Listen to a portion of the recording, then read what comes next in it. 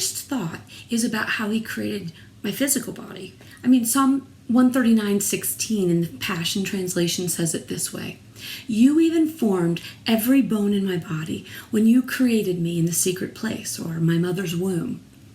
You carefully, skillfully shaped me from nothing to something. You saw who you created me to be before I even became me." Wow, great words. I want you to take a moment and read Psalm 139 right now. Wait a second, seriously, maybe just hit pause. And if you can just, first of all, Google Psalm 139 and type in the Passion Translation. It'll come up and you could just read that. So hit pause here and I'll wait for you to come back and we'll go on from there. So read it, Psalm 139, the Passion Translation. Beautiful, isn't it? I mean, the psalmist reminds us in this passage, though, that God didn't just create us to be physical beings. No matter how perfect our physical body is formed, one day it will no longer exist. Our body is just the shell or temporary housing that contains the essence of who we really are.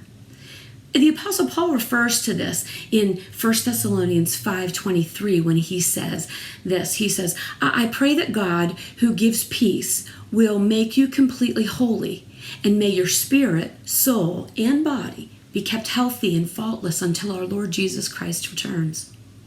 Well, this week we're in part 5 of our 6-part Tuesday series, where we've had the chance to take a very intentional look at our lives and basically give our whole being an audit. So if you've been tracking with me, we've talked about several practical but really more physical areas of life to assess, like our body or our time, our financial health. But we aren't just physical beings. Since our bodies house our soul and our spirit, which we'll talk about as we close the series next week, today I want to talk a moment just about a portion of our soul and what that looks like. Peter Scazzero opens his book, Emotionally Healthy Spirituality, with these words: "Christian spirituality without an integration of emotional health can be deadly to yourself, to your relationship with God, and to the people around you."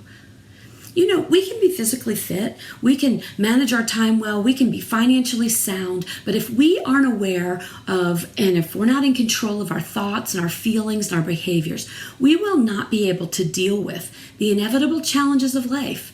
And ultimately, we'll either self-destruct or we'll never be able to experience whole and healthy relationships with the people around us. So with that in mind, I want to encourage you to open up, if you've been keeping notes about, taking an audit in your life, open to a blank page and just simply write at the top, my emotional health. Being emotionally healthy doesn't mean that we're always happy, but it does mean that we have the skills to really handle the ups and downs of everyday life. Ask yourself a couple of these questions as you look at how you've handled life in the past few months, and maybe as you look at how you want to handle the next 3 months or so ahead of you. First of all, ask this question: am I really aware of my emotions? What are some things that make you happy or angry or sad? Are you stressed or anxious? I mean, if you're not sure, ask the people around you. They will know. Am I experiencing a general sense of calm and peace? Do I think before I react to people, or am I really just reacting in ways by doing or saying things that I later regret? Do I generally feel positive and light, or am I more critical and harsh and negative about things around me? And in what areas of my life am I experiencing maybe some of these things, like depression or anxiety, guilt or shame, regret, maybe fears or doubts? Or maybe there's a battle with some insecurity, inadequacy, or inferiority. So I want to encourage you to ask God to point out some of these areas where you might need to improve your emotional health by doing a couple of these things. First of all, maybe go to just see a doctor.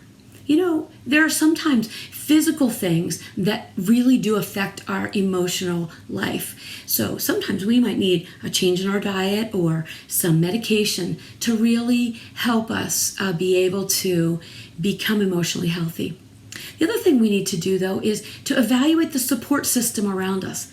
The most emotionally healthy people have, healthy people around them. They've got people who are positive and encouraging. And, you may need to figure out, am I really connected with the right people? Do you need to call a friend or a counselor or a pastor to just talk things through? In John 14:27, Jesus tells us this. He says, "Peace I leave with you. My peace I give you, not as the world gives. So don't let your heart be troubled, neither let it be afraid." But when our souls are experiencing more turmoil or uneasiness and unfulfillment, instead of that peace or joy or the fruits of the Spirit or life and fullness, often God is using those feelings to communicate to us that something else needs attention in our lives. So I'm just going to encourage you that if in assessing your emotional health today, you find that you really are kind of stuck, I'd love to hear from you. There are so many great resources available that you don't have to stay stuck feeling alone, feeling discouraged, feeling trapped. So my email address is below. It's ann.hansen@lansnaz.com. I'd be more than happy to give you a few other resources or to point you in some other directions just to talk through how that you could be more emotionally healthy as you seek to become more and more like Jesus.